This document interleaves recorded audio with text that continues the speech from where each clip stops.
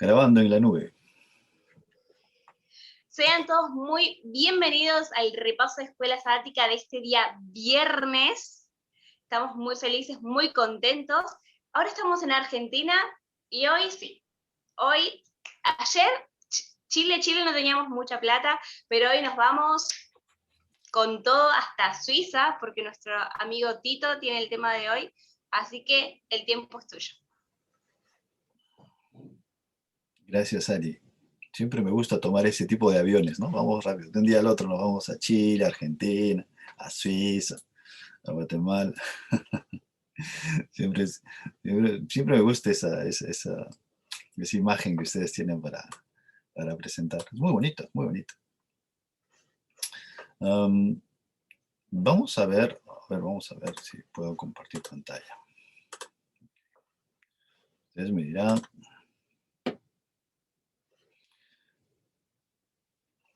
No apaguen sus cámaras porque a veces pienso que estoy hablando solo y eso no es bueno. A ver. El título, como ustedes saben, el título del trimestre se llama La promesa, el pacto de Dios, segundo trimestre.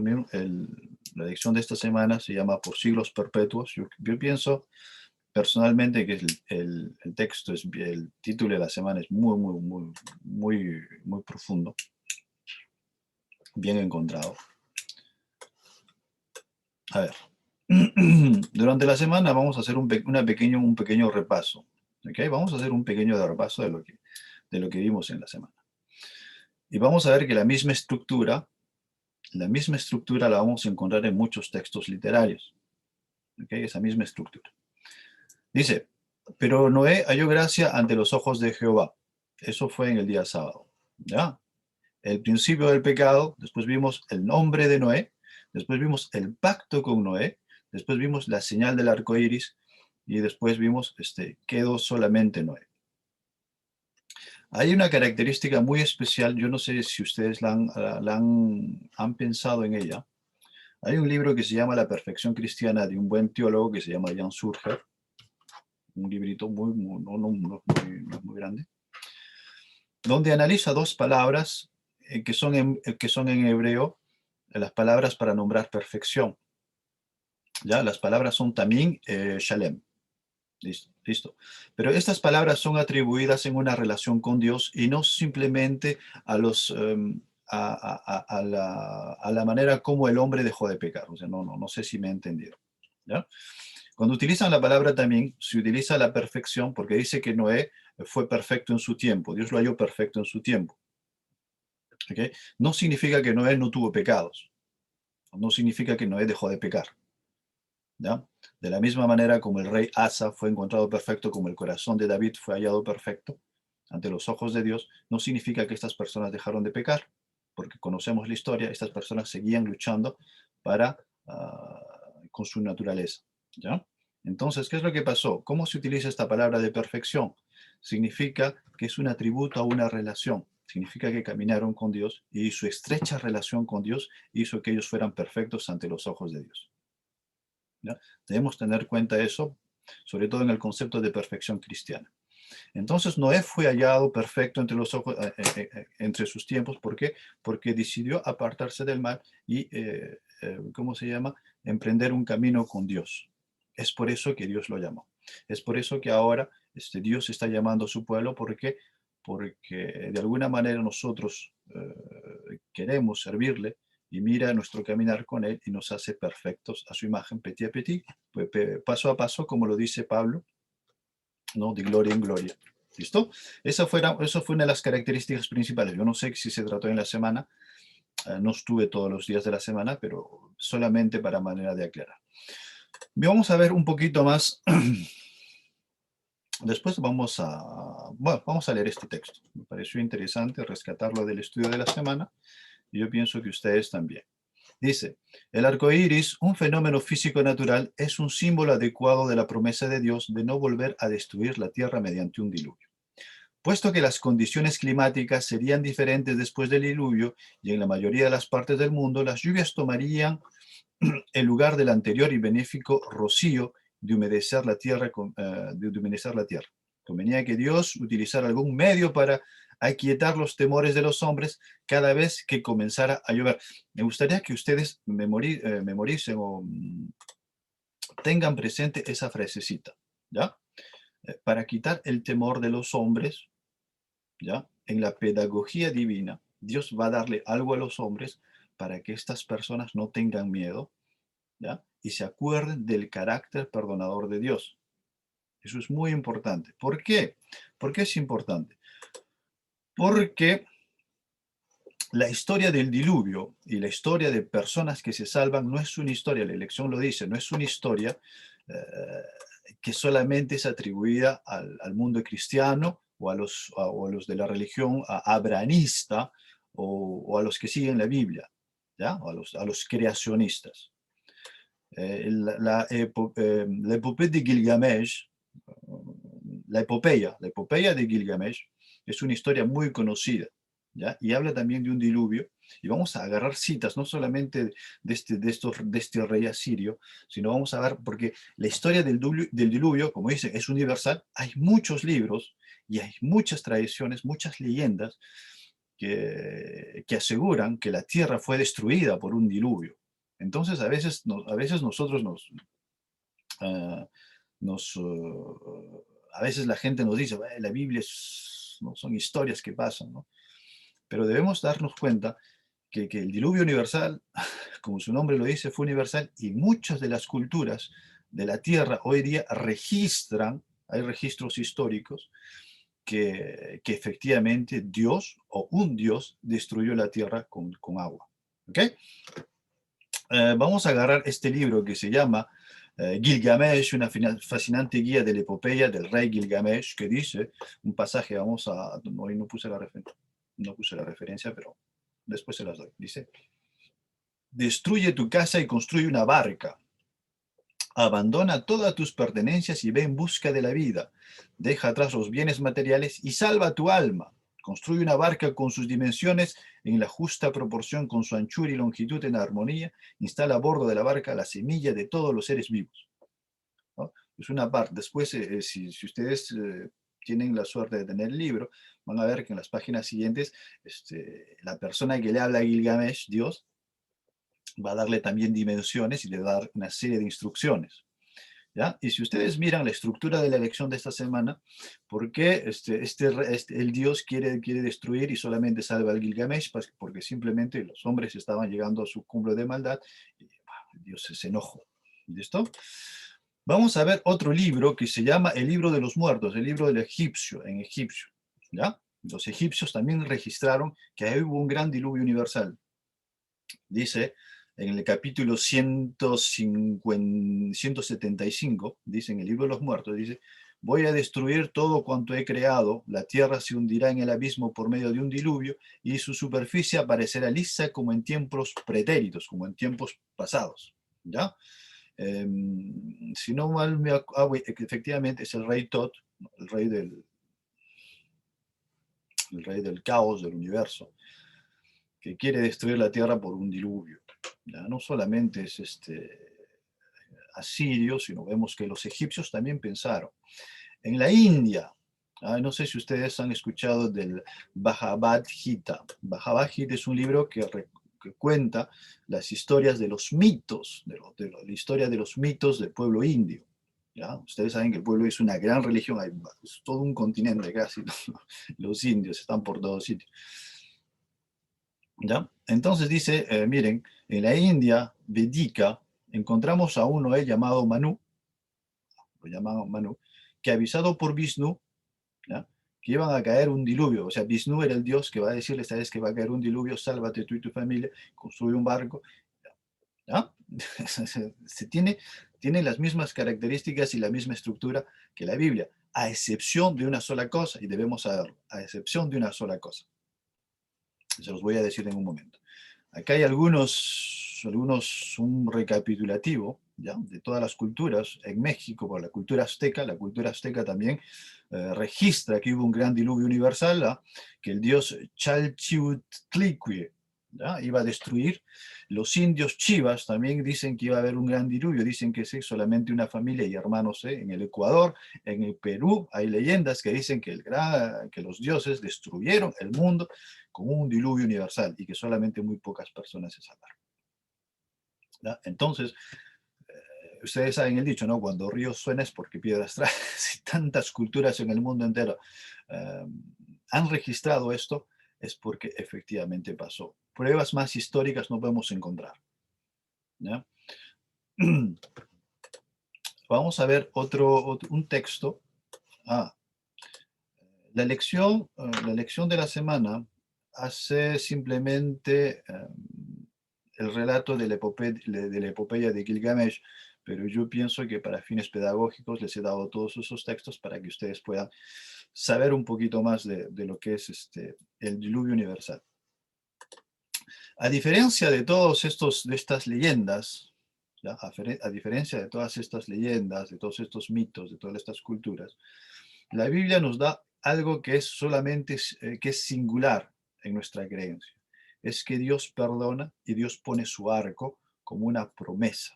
¿Ya? Todas esas, el libro de los muertos, la epopeya de Gilgamesh, el Bhagavad Gita, y, ¿cómo se llama? Y todos los libros de la historia y todas esas leyendas de las culturas chimunas, caparacas, todas las otras, ¿ya? No, su Dios no promete y no pone su arco. En la Biblia solamente es el único libro que registra que Dios en su infinita misericordia va a poner un arco como una promesa. ¿Ya? Que quede bien claro esto. Nuestro Dios, el Dios de la Biblia, el Dios de Abraham, de Isaac, de Jacob, el Dios del pueblo adventista, ha registrado que solamente Él puede, promete algo a su pueblo y le dice que nunca más va a castigar, ¿ya? Y que quedará como signo perpetuo. Solamente la Biblia registra esto. Todos los otros escritos que hemos visto, que hemos citado, no registra esa promesa. Y sobre todo no registra el arco. ¿Listo? Sabiendo bien eso, vamos a agarrar el libro del Cristo triunfante para ver qué es lo que significa esa promesa. Dice, Juan también contempló el arco de la promesa. Juan, está hablando de Juan, no el bautista, ¿no? Juan el profeta. Dice, Juan también contempló el arco de la promesa de Dios, la señal del pacto establecido con Noé, un pacto que fue establecido. Ya volvemos, ya pasamos por la historia y estamos regresando a la lección. ¿Ya? El pacto establecido con Noé. Me gustó esta cita, se la copié a nuestra amiga, a nuestra hermana Fanny, cuando ella expuso la lección que le tocó. Me gustó esta cita, así es que decidí agarrársela, o sea, robársela esta cita, ¿ya? Porque es muy profunda. Dice, Juan también contempló el arco de la promesa de Dios, la señal del pacto establecido con Noé, un pacto que se estableció con Noé, que circuía el trono en las alturas como una promesa de la misericordia divina por cada uno de los que manifiestan su fe y su arrepentimiento. Okay. Entonces debemos saber que las promesas de Dios están a la puerta de aquellas personas que lo buscan, ¿no? Y que buscan, ¿cómo se llama? Esa misericordia divina. Yo les voy a decir a manera como ejemplo y de un momento. Durante, claro, casi 25 años yo estuve enojado con mi padre. Yo estuve enojado con mi padre, al tal punto que yo empecé a hacer artes marciales, judo y eso solamente para regresar y golpear a mi padre. Mi objetivo era golpear a mi padre y a sus hermanos. ¿Ah? Ese era mi objetivo. Y yo viví por muchos años con ese rencor en mi corazón. Bueno, yo viví con dos rencores, pero uno de ellos era golpear a mi padre y a sus hermanos. ¿Ya? Y es por eso que yo por mucho tiempo yo hacía pesas y hacía artes marciales simplemente para ir y esto. Y en un momento cuando yo fui y lo encontré ya listo, yo estaba hecho un oso, yo pesaba más o menos algo de casi 100 kilos, ¿no? No solamente de grasa, sino también había músculo. Fui y decidí encontrarlo. Y dije, ahora sí, voy a encontrarme contigo y vas a ver, por haber tratado a mi madre de esta manera, pues te voy a poner en tu sitio. Cuando fui a buscarlo, me di cuenta que estaba enfermo. Cuando pregunté dónde estaba, me dijeron que está en el hospital. Yo dije, tendrá una gripe, le habrá operado, voy a esperar a que se sane. Y lo voy a agarrar. En uno de esos instantes, mi abuela me dice, tu papá está que se muere. En ese momento agarré, yo que tenía un cristianismo más o menos superficial. No sabía qué hacer, no sabía qué hacer. Yo dije, no lo voy a visitar, que se muera solo. No quiero verlo. Para mí esa persona hizo mucho daño, no solamente a mi madre, sino también me hizo mucho daño a mí. Entonces, pese a mi falso cristianismo, pese a mi vida que yo llevaba, porque yo viví una vida de bandido, vamos a decirlo así, ¿no? Una bandida bastante superficial. Yo vivía mi cristianismo a medias, como la mayor parte de nosotros.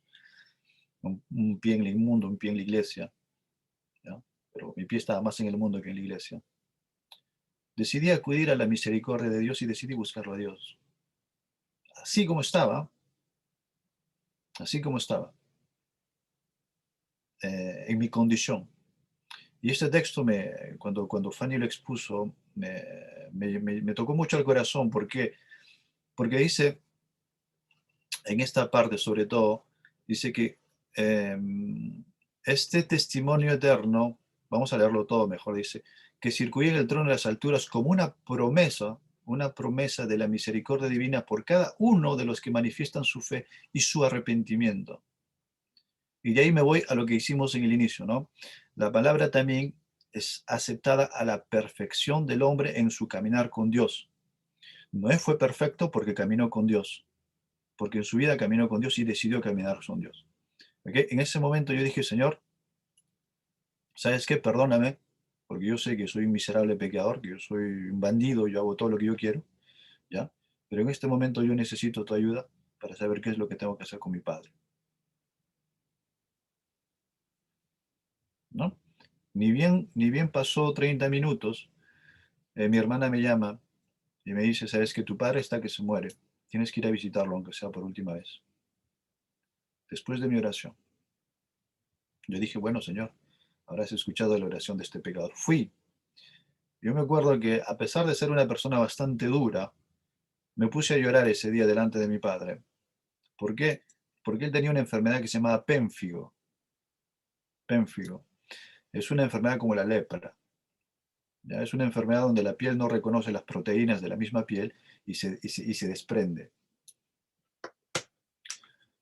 Entonces, en ese momento, cuando lo vi con todo, pero tenía todo el cabello, no tenía cabello como yo, pero la piel se le estaba cayendo y toda la espalda estaba pelada y todo el brazo estaba pelado y todo, y él no podía sentarse porque él estaba lleno de pus y o sea, no podía ponerse ropa porque si no se le pegaba y después cada vez que se despegaba era horrible. Cuando yo lo vi, simplemente dije, Señor, dame fuerzas para perdonarlo porque no quiero perdonarlo. Y cuando pasaron esas cosas me dije, grande eres tú porque has permitido que yo perdone a esta persona que nos hizo tanto mal. No voy a entrar en detalles, pero simplemente el texto nos dice que cualquiera que sea vuestra condición, cualquiera que sea vuestra situación, cualquiera que sea ahora su estado, vuestro estado, mi estado, Dios siempre va a llamar a su pueblo y siempre tendrá esa promesa y esa misericordia para dar a cada uno de nosotros, cualquiera que sea, simplemente hay que buscarlo. ¿Ya? Eso es lo que dice el texto. Simplemente, ¿usted es pecador? Sí, pecador. ¿Usted es un grandísimo bandido? Sí. Pero si usted acude al trono de gracia y usted pide perdón, esto es una promesa. Dice, si usted viene hacia mí, no importa, tú tendrás la respuesta a tu pedido. Es lo que nos dice el texto. Es una promesa. Cuando alguien promete algo, es porque lo va a cumplir. sobre todo Dios. ¿Ya? Dice, este es un testimonio eterno para indicar que de tal manera amó Dios al mundo, que ha dado a su Hijo unigénito, para que todo aquel que en él cree no se pierda, mas tenga vida eterna. Declara así a todo el mundo que en medio de la lucha contra el mal, Dios nunca olvidará a su pueblo. Dios nunca olvidará a su pueblo. Otra manera de decirlo es, por ejemplo, a ver, um, Dios dio su arco como promesa. Estoy utilizando un posesivo. Dios dio su arco como promesa. ¿Listo? Este texto de Elena de White lo divide en dos, porque no solamente dio el arco de su promesa, sino dio su hijo como promesa. Y el arco iris, es como signo eterno de su misericordia, y su hijo quedará como símbolo eterno de su gran amor por el hombre. ¿Ya? Yo no sé si en la semana ustedes abordaron esa analogía, ese simbolismo, ese paralelismo que tiene la promesa que se le hizo a Noé contra la promesa que se le hizo a Adán y la promesa que se le hizo al mundo por un Salvador. ¿Ya? Dios dio a su Hijo como símbolo perpetuo. Y ahora, si ahora miramos, por ejemplo, el arco iris, cada vez que la gente llueve, al final del tiempo, cuando el pueblo adventista, o cuando el remanente, no lo del pueblo adventista en general, el remanente será salvado, serán como símbolo eterno mirando a Cristo, y todos los universos, todos los mundos, todos los seres criados mirarán a Cristo como símbolo eterno de salvación para ese grupito. ¿No es muy bonito? A mí me encantó. Realmente cuando Fanny 10 puntos cuando enviaste este texto. Me hizo pensar mucho. Ahora debemos pensar también que esta promesa, dice, es la continuidad. A ver.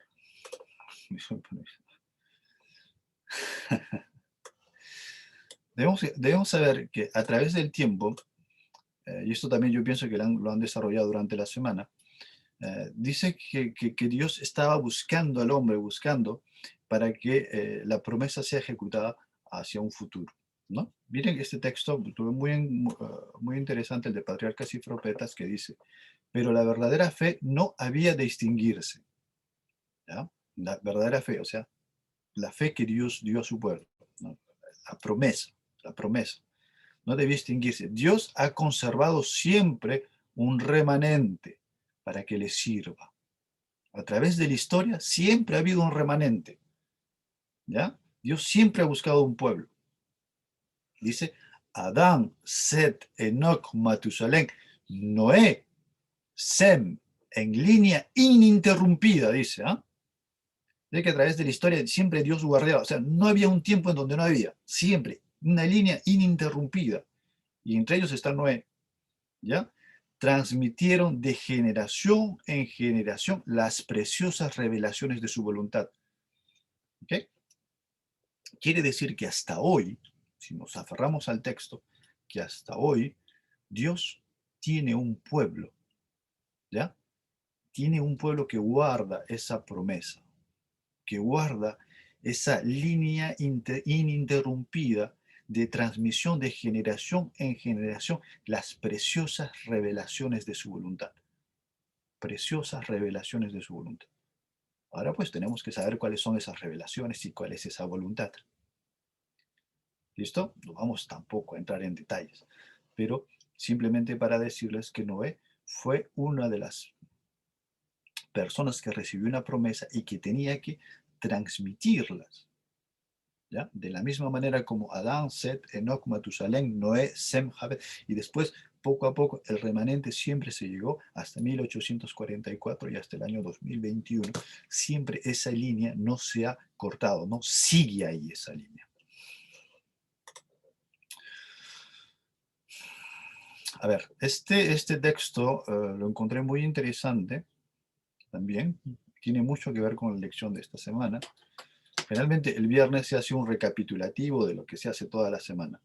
Entonces esto debe ser muy interesante para cada uno de ustedes. Dice, Noé debía predicar a las gentes y también preparar un arca conforme a la dirección de Dios para su salvación y la de su familia. O sea, no solamente Noé tenía un pacto, sino también tenía un deber. No sé, yo pienso que ustedes ya lo han, Fanny lo explicó muy bien, y el día domingo, o el día lunes creo que lo explicaron también bien.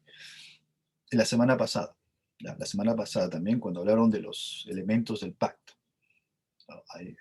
Los elementos del pacto, um, que es, ¿cómo se llama? Que es muy distinto a una alianza, porque toda alianza es un pacto, mas no todo pacto es una alianza. Debemos saber eso. ¿Okay? Cuando la Biblia hace referencia a un pacto, generalmente se refiere a una alianza. ¿Por qué? Porque una alianza incluye compromisos. Un pacto incluye obligaciones. ¿Listo? Una alianza matrimonial, cuando ustedes están casándose con alguien, ustedes prometen, yo prometo amarte, pero viene como consecuencia de un sentimiento, yo prometo amarte toda la vida, yo prometo serte fiel, yo prometo, ¿no? Pero si en cambio en un pacto, usted está obligado a hacer esto, esto, esto y me cumple, ¿no?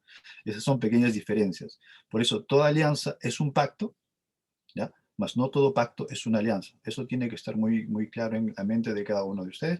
¿Por qué? Porque a veces si pensamos en un pacto como una serie de compromisos, entonces pensamos que la alianza, que la ley de Dios es una serie de, de leyes a cumplir, de cosas a cumplir. Y no es así. ¿Usted por qué cumple los compromisos que le hizo a su novio, a su marido o a su amigo? ¿Por qué los cumplió? Porque lo quiere, porque lo ama. ¿Okay? De la misma manera, cuando establecemos nuestra alianza o con Dios, ¿por qué usted lo cumple? Porque lo ama. No porque usted está obligado, sino porque usted lo ama. No, no porque a usted lo están obligando con una pistola en la cabeza, no. O me cumples o te envío, o te envío otro diluvio, o te envío fuego del cielo. No, no, no, así no es. Es por eso que la relación entre pacto y alianza tiene que estar muy claro en nuestras condiciones, porque eso también se malentiende. Es como cuando a un niño le dices, ¿por qué tienes que borrar el sábado? Tienes que borrar el sábado. ¿Por qué? Porque así lo dice la Biblia. No, no, no, no. Estamos empezando por el otro lado, ¿no? Tú tienes que borrar el sábado, ¿por qué? Porque tu Dios te ama. Tienes que borrar el sábado porque tú tienes que amar a tu Dios, y la mejor manera de demostrarle que tú le amas es guardando el sábado. Porque si le decimos, tú guarda el sábado porque lo dice la Biblia, porque tienes que obedecer, pues empezamos a entrar en ese concepto, en ese fariseísmo, porque efectivamente eso era un fariseísmo, ¿no? Los fariseos pensaban que podrían ser salvos, que podrían hallar la gracia delante de los ojos de Dios, haciendo esto y esto y aquello, tenían una lista que no podía hacer esto y aquello, ¿no? Y cuando vino Jesús, clarificó absolutamente todo. No sé si se acuerdan de la historia de Nicodemo, ¿no? La historia de Nicodemo. Nicodemo vino y le dijo, Señor Jesús, explícame un poquito de esto. Y Jesús le dijo, mira, ¿sabes qué, Nicodemo? Para aprender todo esto, tú tienes que nacer de nuevo. Y Nicodemo dijo, nacer de nuevo, ¿no? Entonces estaba buscando la aplicación factual, ¿no? De cómo nacer de nuevo. Dice, es que no puedo entrar en el vientre de mi madre. Y entonces Jesús le dijo, mira, mi Nicodemo, mira, tantos diplomas, tantos másters, tantas universidades, y no sabes lo que es nacer del espíritu, nacer de la carne. Y el apóstol Pablo en el libro de Gálatas, en el capítulo 4, de los versículos de 21 en adelante, lo explica muy bien. Y le dice lo que es nacer del espíritu y lo que es nacer de la carne. Van a ver que hay dos nacimientos. Cita a Abraham, ¿no? Lo envía a Abraham. Entonces, eso lo han debido estudiar. Y entonces Nicodemo le dice, mira, ya, tú tienes que fiarte en la promesa. Y esa promesa no significa que tú tengas que hacer absolutamente nada. Es un regalo que se te da. No tienes por qué ser como Abraham, de darle una mano e intentar ayudar a que la promesa se cumpla. No, no, tú espera y la promesa se cumplirá. Y es que a veces nosotros basamos nuestra religión según nuestras experiencias. Bueno, en fin, eso ya es otro, otro sujeto que viene más, como se llama, como justificación por la fe. Listo, entonces vamos a volver y dice el texto, Noé no se olvidó de Dios, quien su gracia los había preservado, sino que inmediatamente después de salir del arca, levantó un altar y ofreció holocaustos sobre el altar, revelando su fe en Cristo. ¿Okay? Entonces, algo que es muy importante es que nosotros debemos agradecer. El agradecimiento es muy importante en la vida de cada cristiano. No porque Dios quiera que le agradezcamos, sino porque el mundo, los universos enteros quieren ver cómo reacciona un cristiano ante la misericordia de Dios. Dios no necesita que usted le agradezca. No. Pero las otras personas, los otros seres, quieren saber cómo actúa Tito, cómo actúa Michi o Fabiana ante la misericordia de Dios. Y están mirando. Y ustedes leen Testimonios para la Iglesia en el tomo número 5, no, en el tomo número 3, si ustedes lo miran, no me acuerdo muy bien la página, ya me vendrá. Dice que los ángeles están al lado suyo, están con los ojos puestos sobre el pueblo de Dios para saber cómo éste glorifica a su Señor, ¿no? Pero si en cambio los otros dice que están puestos también los ojos sobre nosotros. Y cuando no hacemos nada que glorifique a nuestro Señor, ¿qué es lo que hacen? Se ríen, se ríen de Dios. Dice, ahí está, pues mira, has sido misericordioso con él, lo has salvado de esto, y ni siquiera te da las gracias. Entonces, para testimonio eterno, nosotros debemos confiar en su promesa y dar ejemplo de las cosas que Dios nos ha dado. ¿Ok? A ver, déjenme ver, sí, creo que ya estoy en la hora. Eso más o menos es lo que engloba el resumen del día viernes. Tocamos un poquito de Gilgamesh, de toda la historia y de lo que es los objetivos, la vida y el ejemplo de Noé que se tiene que reflejar en la vida de cada cristiano. ¿Listo? ¿Preguntas? ¿Comentarios? Gracias, Tito, ahí por el mensaje, siempre ampliando mucho más de lo que dice la lección con textos. Creo que, al menos desde mi parte, no tengo nada más para decir. Dijiste todo y mucho más. No sé si alguien tiene algo más para decir, opinar.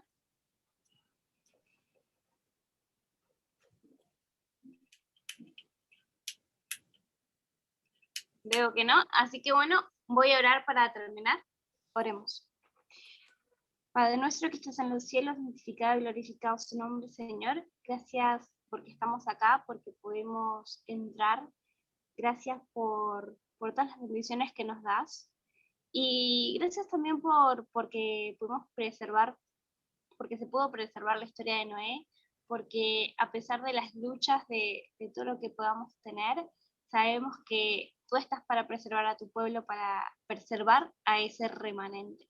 Te pido que podamos ser parte de ese pueblo que a pesar de cualquier dificultad sigue firme y de pie. Te pido que nos cuides, que nos bendigas a lo largo de todo el día. En tu nombre santísimo. Amén.